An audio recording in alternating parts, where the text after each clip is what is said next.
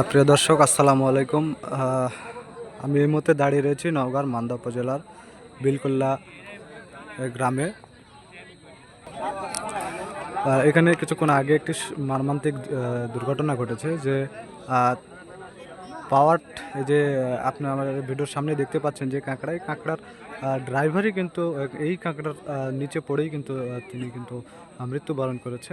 আমরা যতটুকু জানতে পেরেছি যে এই জমিতে কিন্তু সে হাল চাষ করার সময় কিন্তু সে চাল চাষ করার পরেই কিন্তু এখানে কিন্তু কিছুক্ষণ পরেই সে নিজের কাঁকড়ার নিচেই কিন্তু সে পড়ে কিন্তু তিনি কাটা পড়ে মৃত্যুবরণ করেছে। এখানে কিন্তু অসংখ্য লোকজন কিন্তু এখানে উপস্থিত হয়েছেন।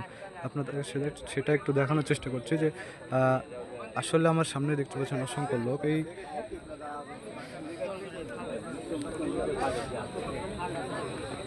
ঠিক এই কাঁকড়ার নিচেই কিন্তু সে মৃত্যু